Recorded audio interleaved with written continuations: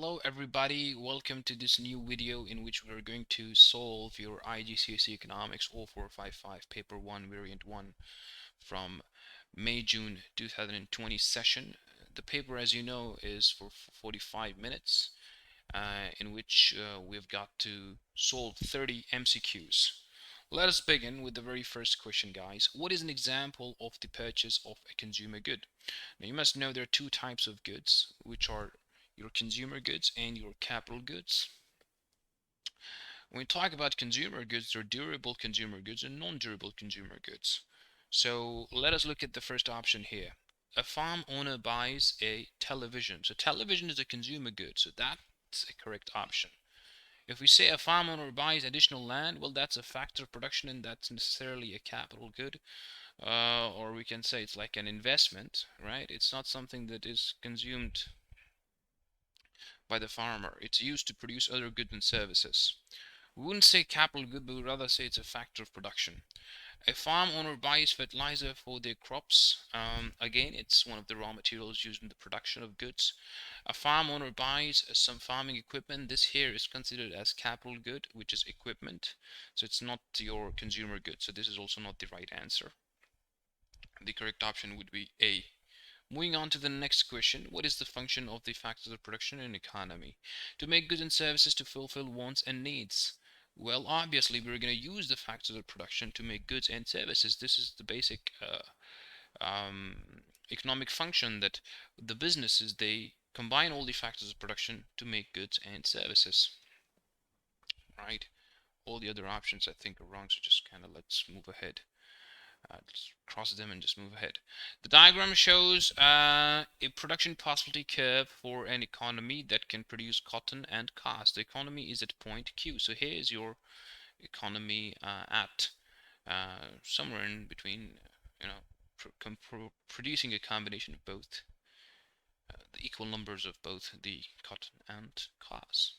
Now let's look at the question. There is improved technology that can only be used in the production of cars. So you can actually, how do you use the PPCs? Well, let me just kind of erase this that I've drawn here. Right. So if you want to interpret the PPC, this is the number of cotton, and this is the number of cars that are being produced. Let's say there are X number of cotton and Y number of cars being produced, right? Now, because of improved technology, we are producing just as many cotton as we previously did, but we can produce more cars because it says that there is improved technology that can be used in production of cars. So, since the output of cotton stays the same, it's just that we can now produce more cars with the same amount of resources that we used previously. We're going to move towards right, which is on the x-axis, so as to depict this increase in the capabilities or capacity of the economy to produce more cars. So we're going to reach at point X. So it will be a movement from point Q to point X. So the correct option will be option B. Let us move ahead to the next question, guys. Which topic is included in microeconomics? Economic growth is a macroeconomic objective. Right, inflation is to control inflation, balance is macroeconomics. Elasticity of demand is your microeconomics. You have to understand that your entire economy, like the study of economics, is divided into two broad categories. One is your macroeconomics and the other is your microeconomics, since you should be able to understand the difference between the two. What aspect of demerit goods means they are overproduced? What aspect of demerit good means they are overproduced? Clear product information? Well, no, because people often do not have sufficient information about merit and demerit goods, and that's why there tends to be overproduction or consumption for demerit goods.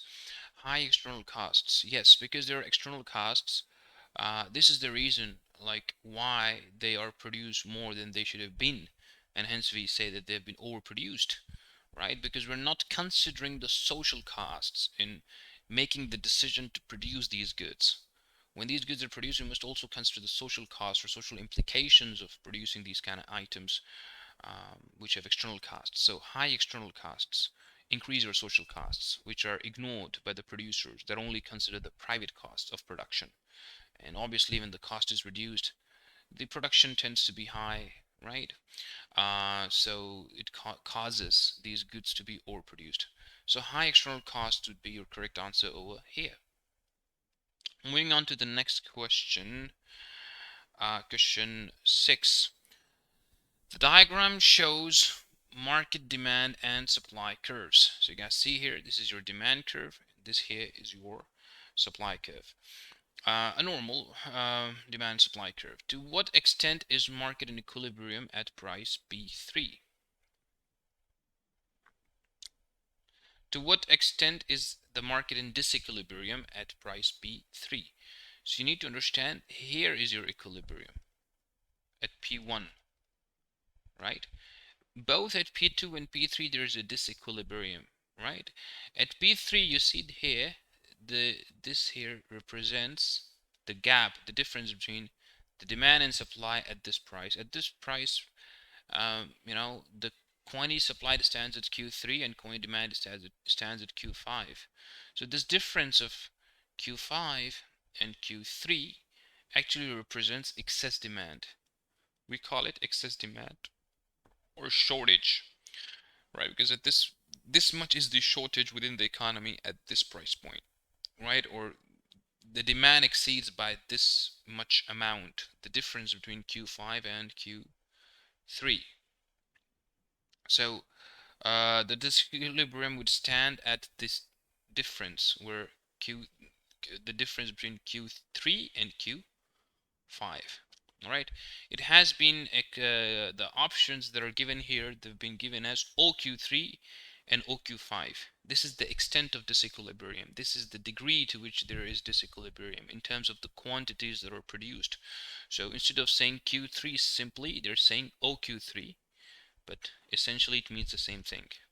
So OQ3 to OQ5 is it represents the extent of the disequilibrium. I hope you've understood it. Moving on to the next question, guys. Question number 7. Lithium is an essential metal for production of electric cars.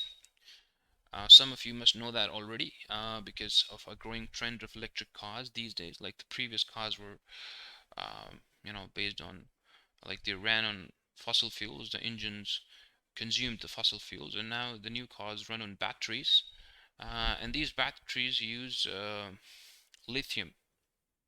It's an essential metal for the production. It's even essential for the production of electric cars. Following a 10% increase in the price of lithium, supplies increased by 15%. Right? What does this represent? It represents the price elasticity of supply is relatively elastic, right? Because a 10% increase in price causes a 15% increase in supply. You just put that in percentages and then you kind of divide it. Percentage coincide divided by percentage in price.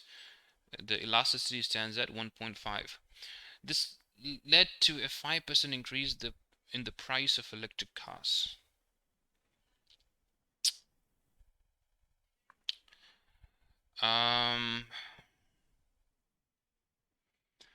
What is the price elasticity of supply for lithium? So we calculated it 1.5.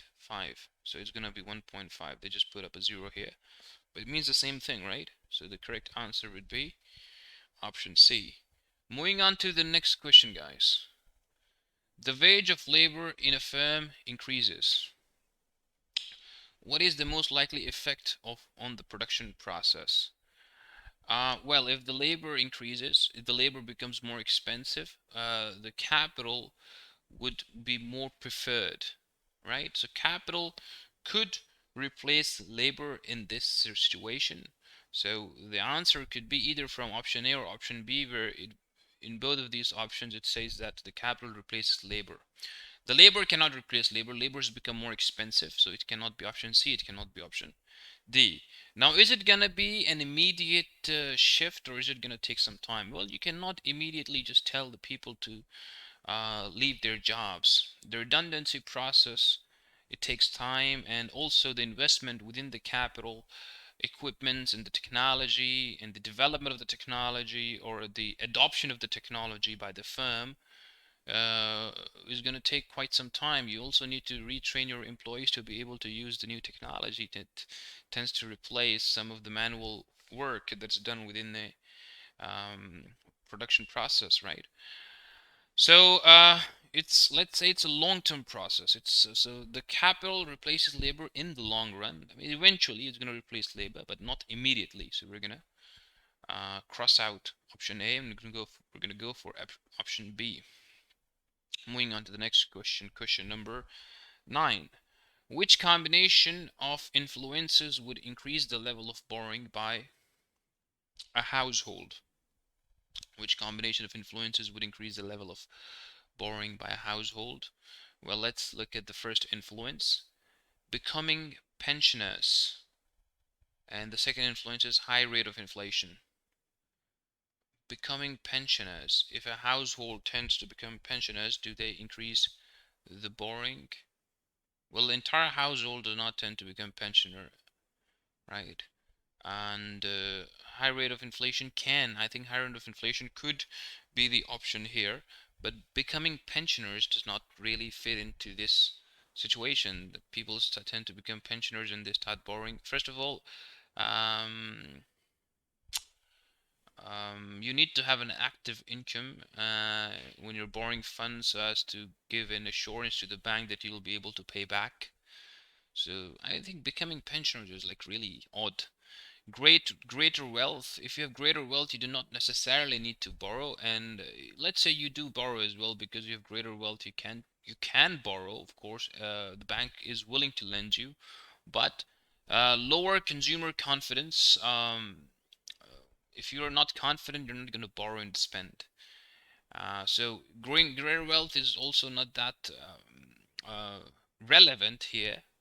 But it's true that wealthy people do borrow as well, but it's also true that when you are wealthy, you do not necessarily need to borrow funds. But your consumer confidence is something that does define borrowing, and when your consumer confidence is low, you're not going to borrow. High consumer confidence is very important. If the consumer confidence is high, you're gonna be borrowing, right? Low rates of interest means cheap borrowings. So we're gonna go for option C.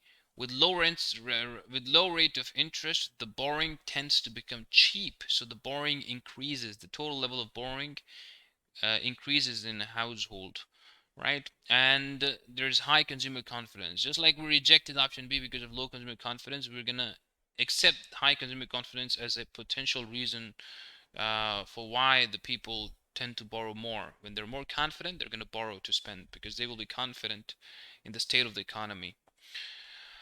The graph shows women's, if we just go through option D as well, just to conclude it, high rate of interest, no, so yeah, D shall be cut out. Moving on to question 10, guys. The graph shows wages as a percentage of men's wages. Women's wages, the percentage of men's wages in year 1 and year 2. So, yeah, you have to be able to interpret the graph. It's really important. This here on y-axis, it represents out of 100 what percentage of income do women earn, or what percentage of wage is set for women. In year 1 we can see the trend, and in year 2 as well.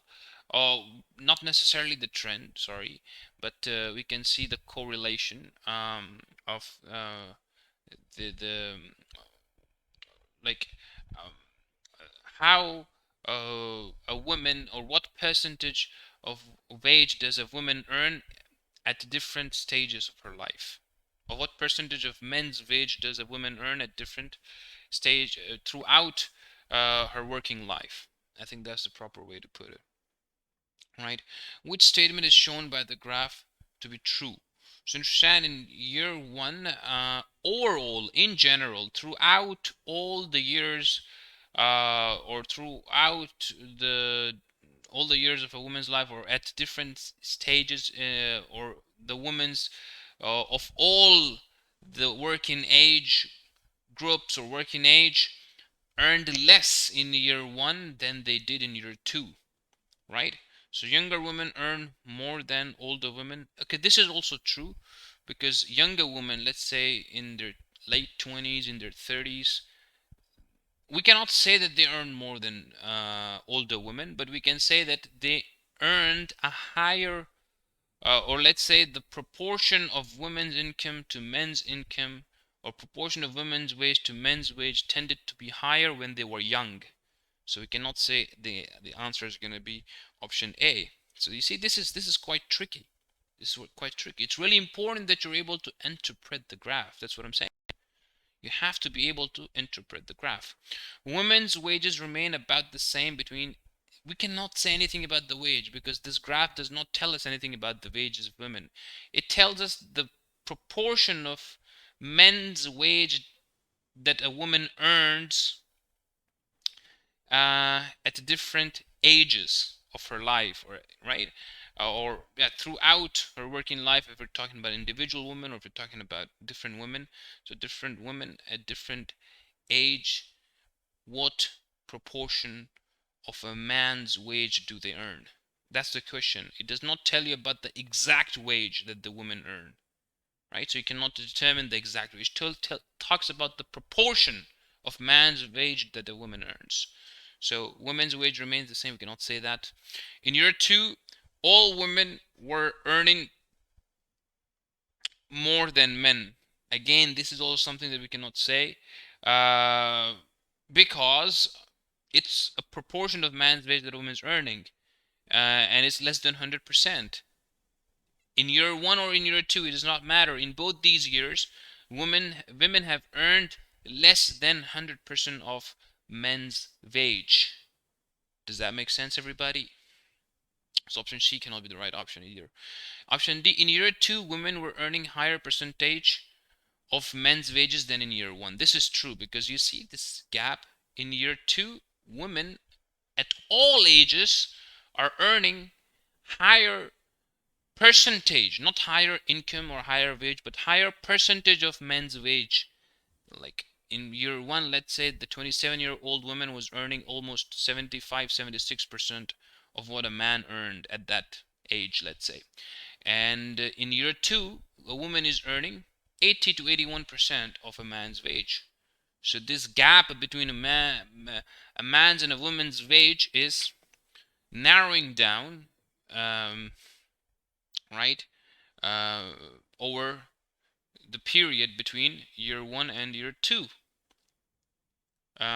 So as we move from year one to year two, the gap has narrowed down. So what we can say is in year two, women were earning a higher percentage of men's wages than in year one. Right? So we go with option D. Moving on to the next question, people's income decreases. How is the proportion spent on food and leisure likely to change? You have to understand that when incomes decrease, the proportion on the necessities tend to increase, and the proportion of the income that is spent on leisure tends to decrease. So for question number 11, you're going to go with option C. And similarly, if the proportion increases, the proportion on food or the necessities tends to go down, and the proportion that's spent on leisure and entertainment tends to rise. So yeah, I hope you understood that. Moving on to the next question, question 12.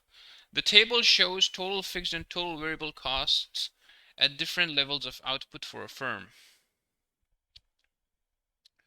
At which level of output is the total average total cost lowest? So you have to kind of add the total variable and total fixed costs. So this here is going to be, if you just add them both, and divide the answer by the total output. So it's going to give us average total cost. So it's here the answer is going to be 2400 divided by 100. It's 24 at 100 units. The average cost is 24. Average total cost. At 200 units, it's 3200. 2000 plus 1200. It's 3200 divided by 200. So it's going to be 16, right? Option B. At For option C, at 300 units is going to be 2700 plus 1200. 2700 plus 1200 is equals to 3900 divided by 300, right? That's going to be even lower than 16. I cannot figure out the exact calculation because I did not use a calculator here right now, but you guys can use it. It's going to be less than 16, I believe so.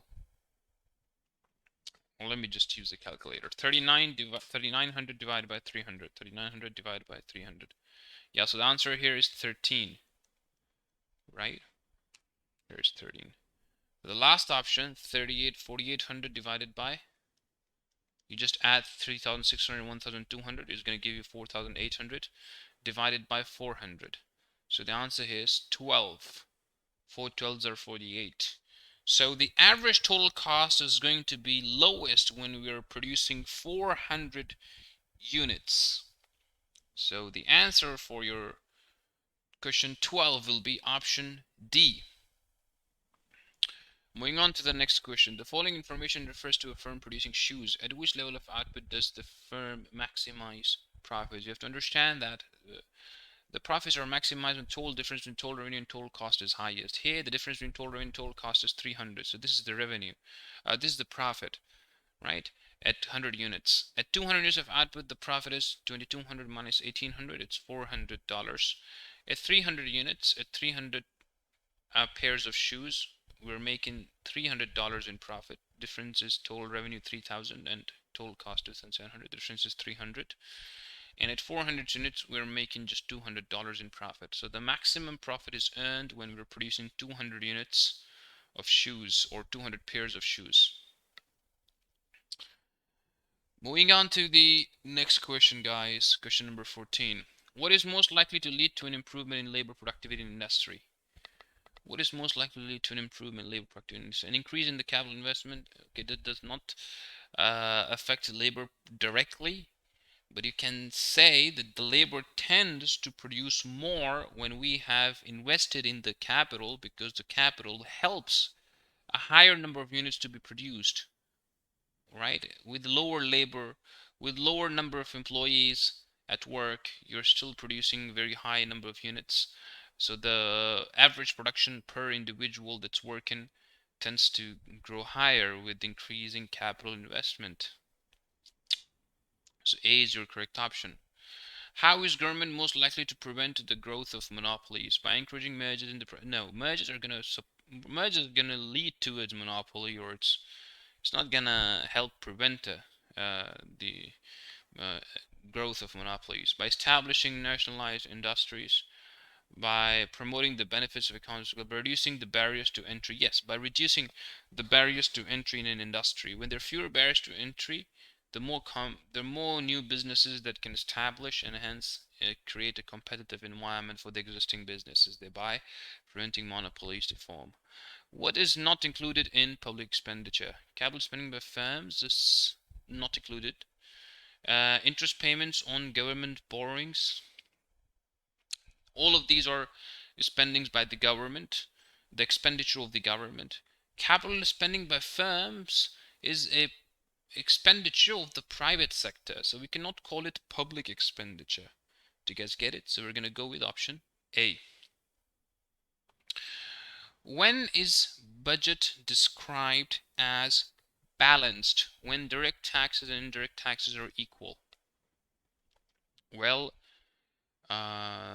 the budget is about total taxes and total expenditure, so that's what needs to match. When exports and imports do not form part of your budget, right? The revenues that are collected when the imports are taxed, that's what forms the budget. The total revenues of the government and total spending. So when the government spends, that's the part of the exports and imports. They make up your balance of payments, and sometimes the students get confused between balance of payments and the government budget, the annual budget, which includes total revenue of the government and total expenditure by the government. These are the two main elements of the budget. The total revenue is composed of taxes, whether direct or indirect, but we're not considering expenditure here, so option A will also be wrong and option B will be wrong. When government spending and government revenue are equal, yes, you can say that when the government is spending the same amount of money as it is earning in terms of the government revenue that is derived from the taxes and various other sources. The government's nationalized business as well. When they make a profit, it contributes to the revenue that's earned by the government. So we're gonna go with option C. We'll just ignore option D. Let's move ahead. The government wishes to increase economic growth in its economy. What would not be what would not be likely to achieve this aim? The central bank increases bank lending. Of course, when there is more lending, there is more spending, and hence the economic growth is achieved. So it will achieve this aim. The central bank lowers interest rates. With lower interests, people are going to borrow more. They're going to spend more. As the spending increases, obviously, there's an increase in aggregate demand. Aggregate demand can shift to its right. There's economic growth. Um, the government increases sales tax. Now that's what you need to understand, that when the taxes would increase, people would be discouraged to spend. When people are not spending, that's where your demand gets affected. In fact, with sales tax, what happens is, um, uh, with the introduction of these kind of indirect taxes, your aggregate supply curve shift to its left, and it has an adverse effect on the overall um, GDP or economic output. So it slows down the economic growth. Typically, any form of tax is going to slow down the economic growth, either through reduction of supplies or through decrease in your demand or total spending by the consumers. So we're going to go with option C here. The government subsidizes new industries. Well, when the government starts new industries, the government is spending more. This contributes towards spending, and hence aggregate demand can shift towards right, and the economy grows.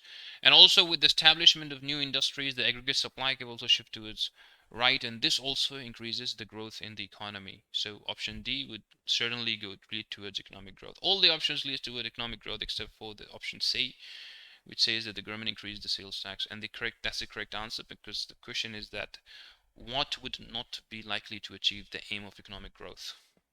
And that's option C. Let us move ahead, guys. The government redistributes income more evenly. What is most likely to increase? The incentive to work. Well, let's say in order to redistribute the income, the government would need to tax people more. So this would reduce the incentives to work. The levels of savings.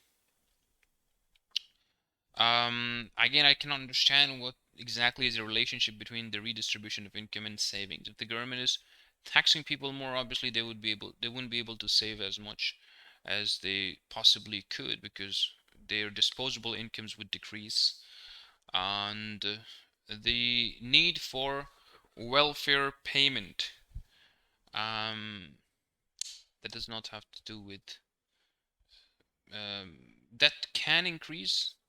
Yes, that can increase, that can possibly increase if people are unemployed, um, but it's not 100% relevant here. The rate of inflation. The government distributes income more evenly. With that, what happens is that uh,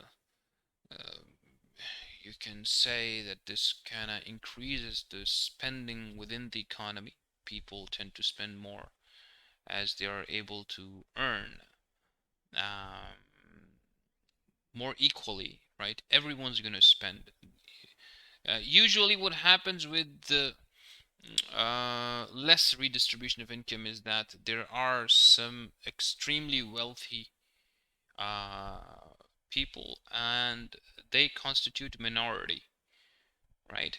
The there are very few percentage of wealthy people that control the majority of the wealth, and they are the ones that benefit the most from the total economic activity that takes place.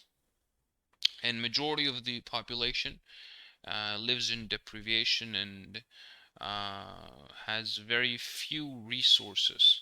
So with redistribution of wealth, the low income earning uh, groups within society are able to now earn higher than they previously could, and the spending rises on their part. So overall, there's an increase in spending, which contributes towards inflation, right?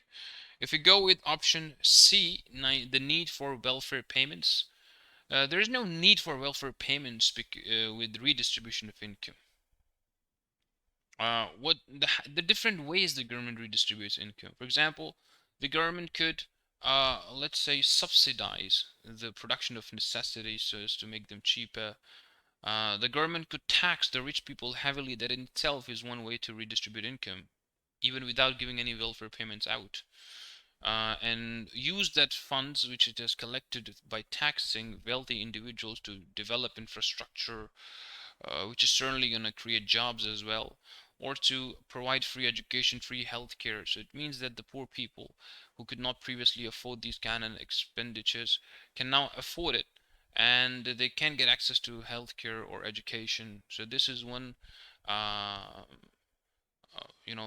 basic cost or burden that has been reduced off of their shoulders. So they're left with a greater income to spend on themselves and other activities other than these basic and the most important things that every household needs to spend on in order to have, opportunities ahead.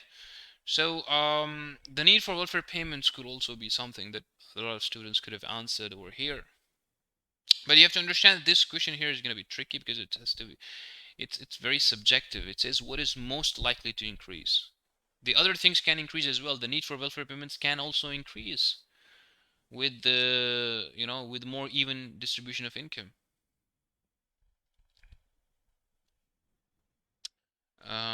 The need for welfare payments can increase, but the rate of inflation is more likely to increase because with now more even distributed income, almost everybody can afford to spend in so many areas.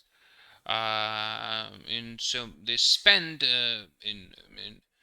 for so many goods and services, which could perhaps be in short supply, or there could be a slight mismatch in supply and demand, causing demand pull inflation, right? So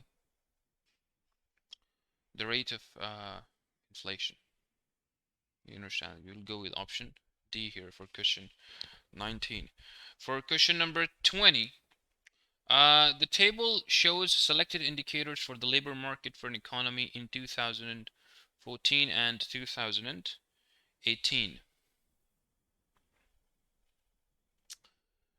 Total labor force has increased. Oh, it has stayed the same, 30 million. Employed workers has increased, so unemployment must have decreased.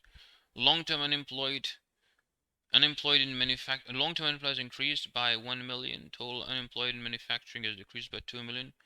Employment in services has increased by 3 million.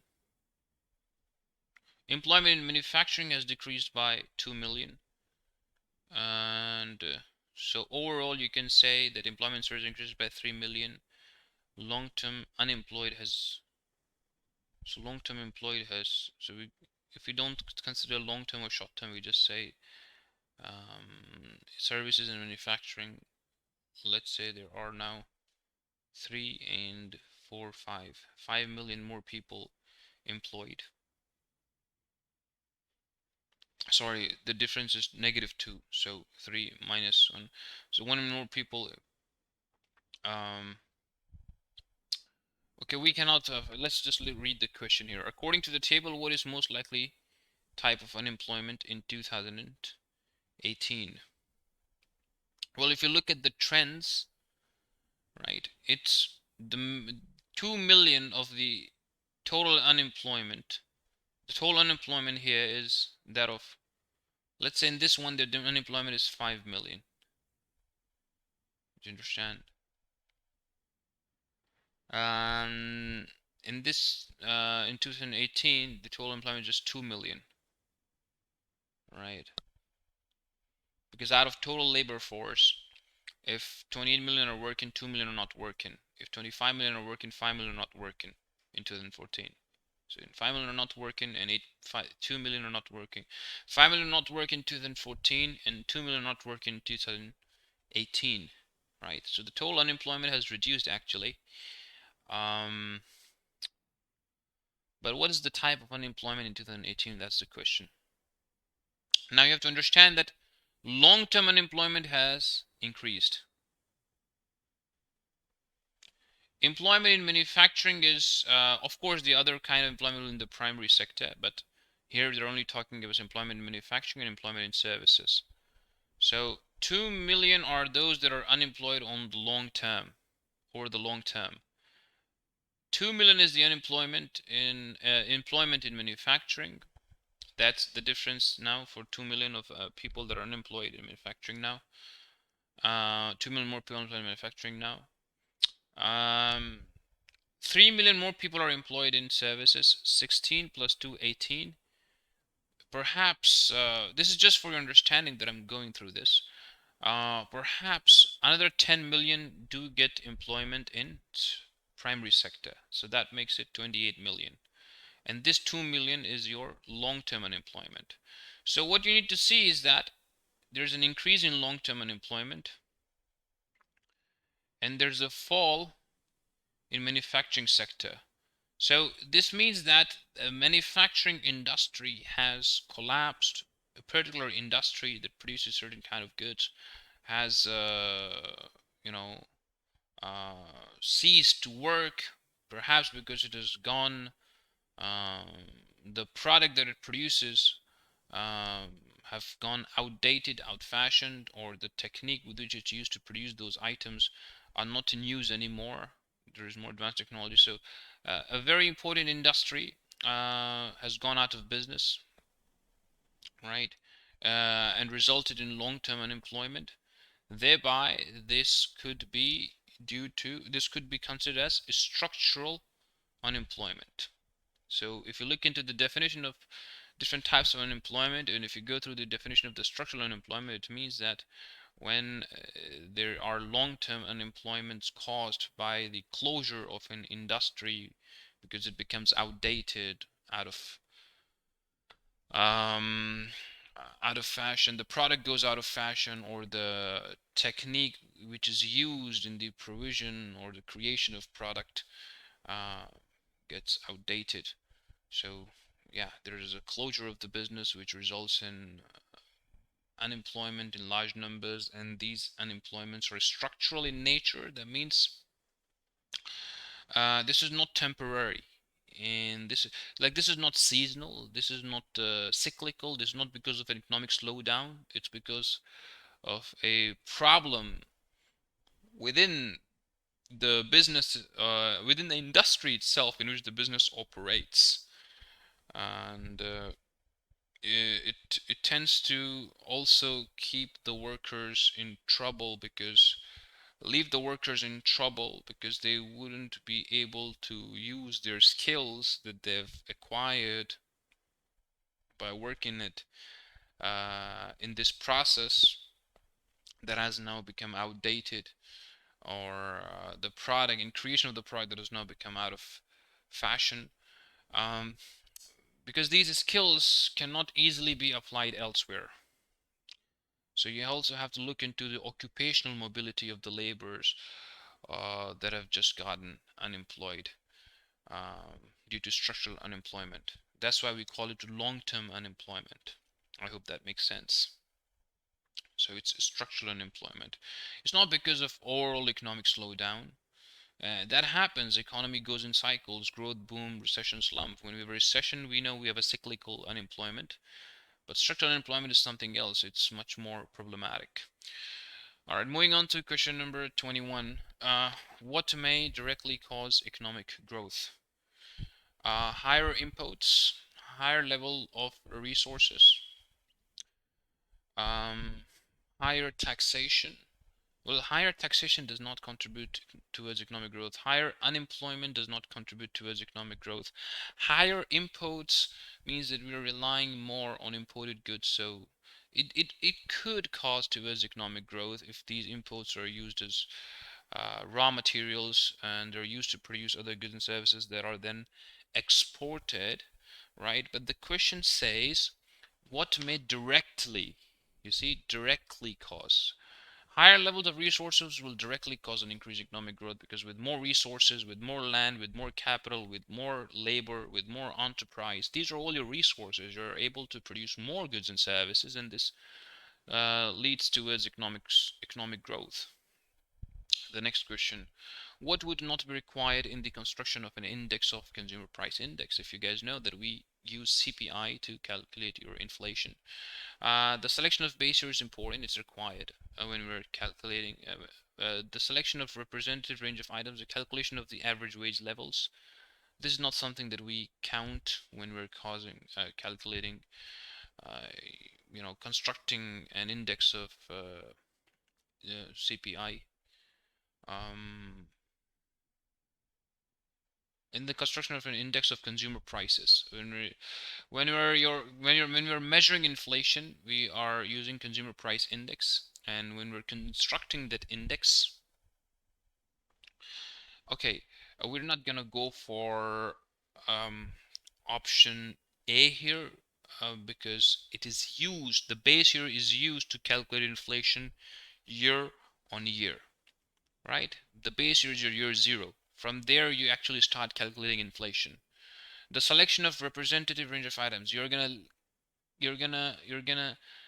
find a list of items that are most commonly used in the households that form up the economy, right? And in a typical household of an economy, what kind of consumer goods are used? You're gonna make a list of those items,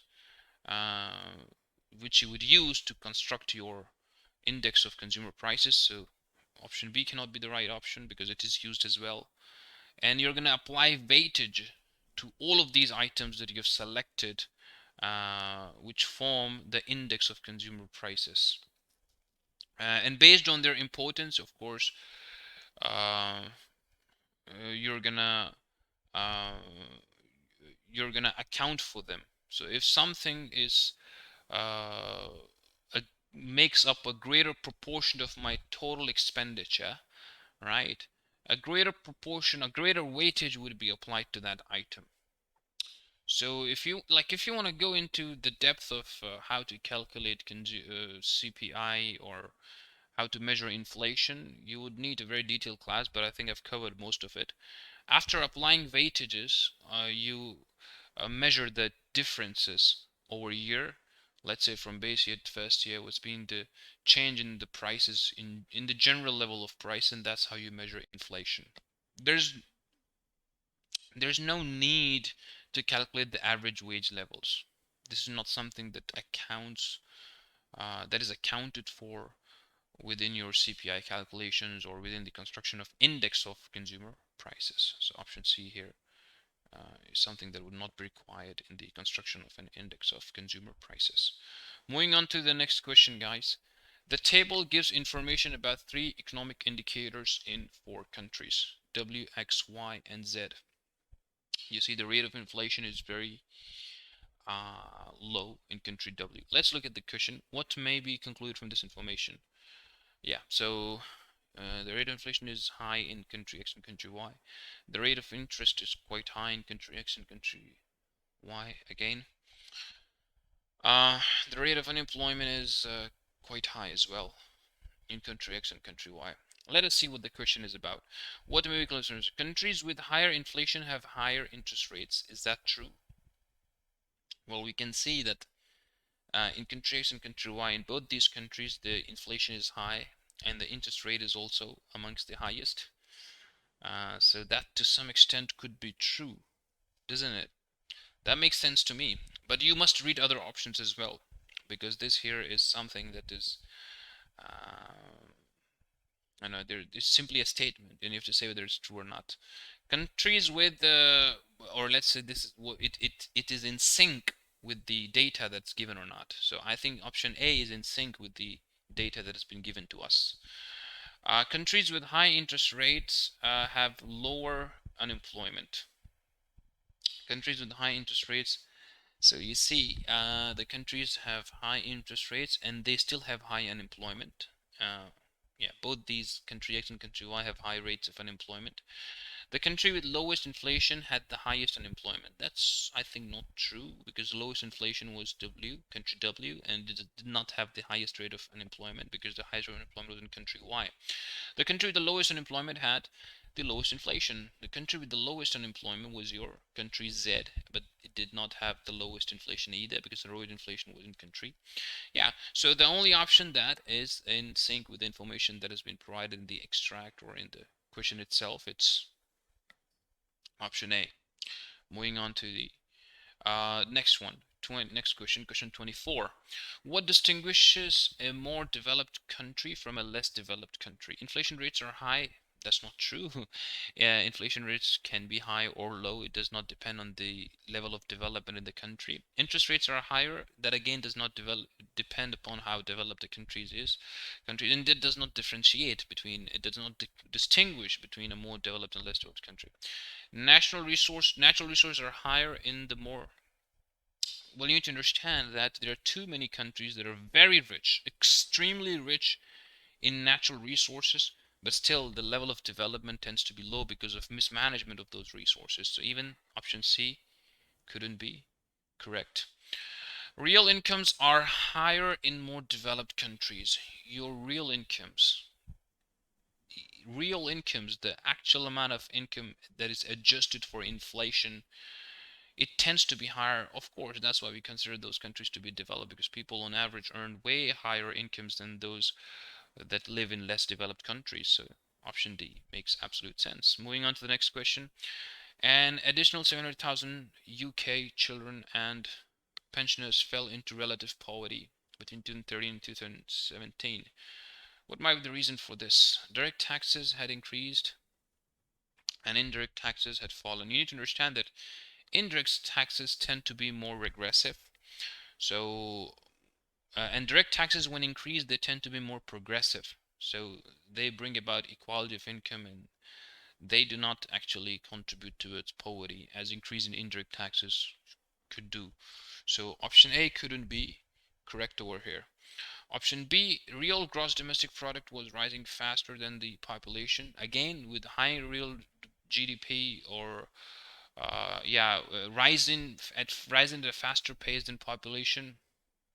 If your real GDP is rising at a faster pace than the population, then your average income should be increasing for everybody in the country and not necessarily causing more poverty, even relative poverty now, right? Because there would be more equal distribution of income.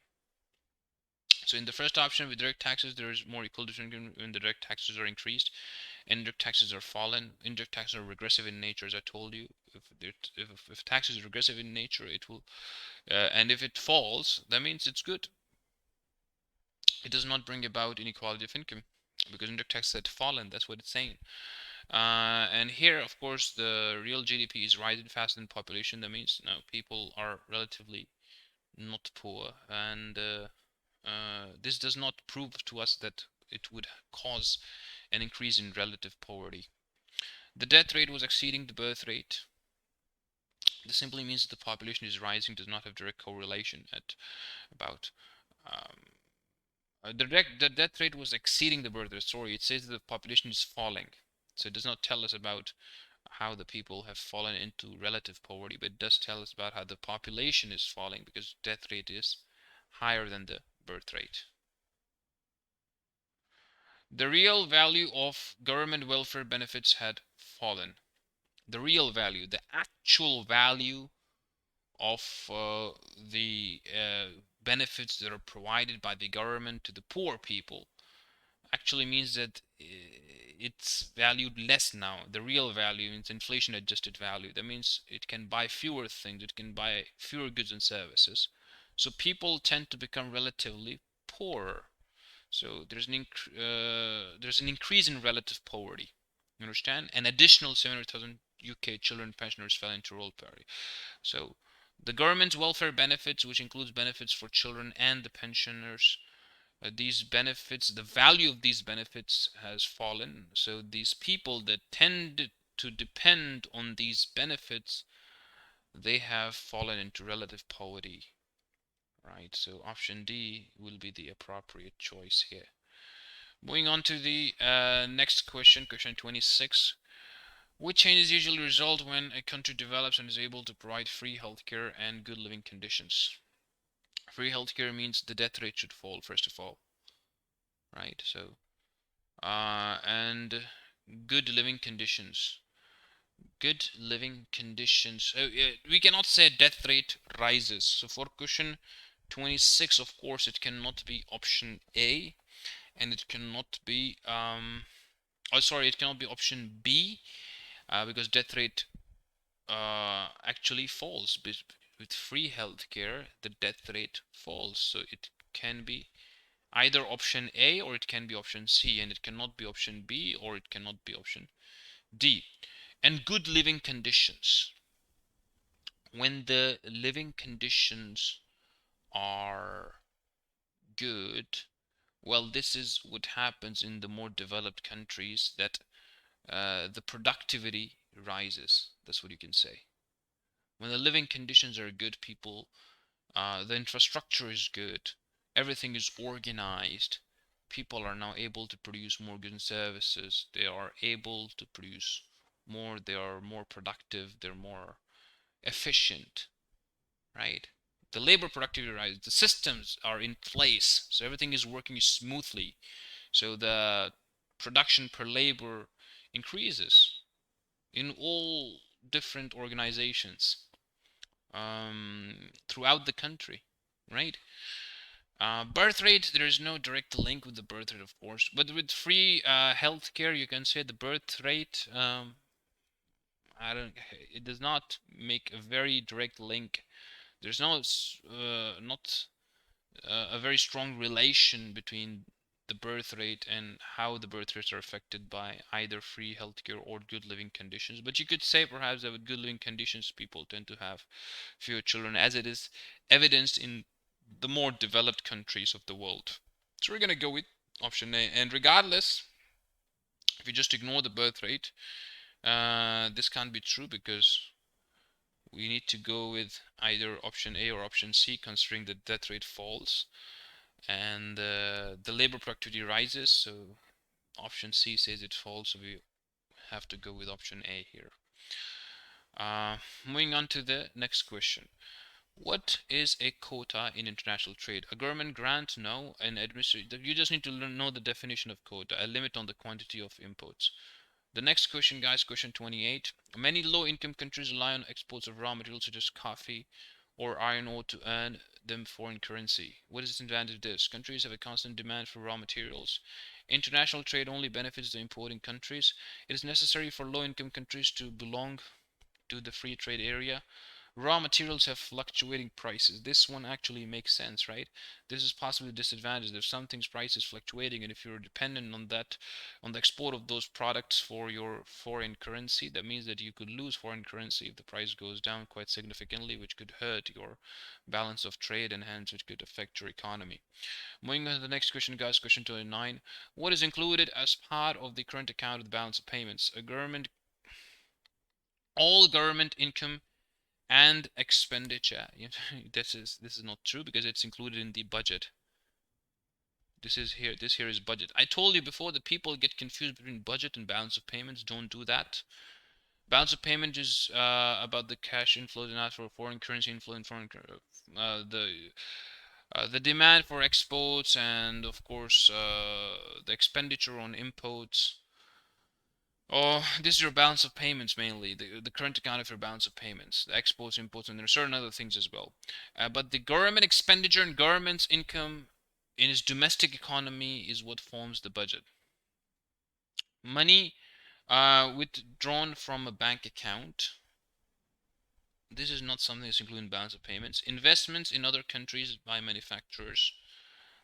When you're investing in other countries, this is included in the balance of payments, but not the current account of balance of payments. Remember it. Investments go into perhaps the finance account or capital account, depending on what exactly it is. I think it would go into the finance account. Moving on to the next question, the option we have got trade in goods and services. Of course, trade in goods and services means that we are buying and selling goods from other countries and goods to other countries. Um, so buying goods from other countries would be your imports, selling to other countries would be your exports. Your exports and imports are included within your current account. So for question 29, we're gonna go with option. We're gonna go with option D. Moving on to the last question. The table shows components of Japan's current account balance in trillion yen for 2011 and 2012. So balance of goods, balance of services, balance of primary income, balance of secondary income. So this is the current account. You see there's an actual current account here in front of you. It has 4 elements to it, but trade in goods, trade in services, and the balance of primary income and balance of secondary income. So which balance improved between 2011 and 2012? So you see the balance of goods worsened actually. Balance of services also worsened. Also the primary income, actually the balance is less now, from 14 trillion yen to 13.55 trillion yen, which is less. And here the balance has improved. It's more now. Negative 1.11, negative 1.02 is more than negative 1.11. So we have earned a greater, or we have seen an improvement in the balance of secondary income um, in the current account of Japan, right? So there has been an improvement in the balance of secondary income um, in your current account between 2011 and 2012 for Japan. So yeah, that would be the correct option here, option D. So that's pretty much it. Let me see how many minutes it took for us to solve this entire paper, considering we also did a lot of discussion. Yeah, we're almost past 56 minutes. You have to do this paper in 45 minutes. Remember, guys, that you manage the time. You don't spend a lot of time sticking onto one question and spending a lot of your time ignoring or mismanaging your time, which can prove to be costly mistake for anyone sitting in for MCQs. Your one question should not take more than 1.5 minutes away from you. If it's taking too long, just to skip that question, mark it out and skip that question, and revisit that question after you have gone through all the questions within your paper. And then just think about it as hard as you can and make sure to attempt it before you give your answer sheets back to your examiner. And that's pretty much it. Just keep watching our videos and best of luck to all of you.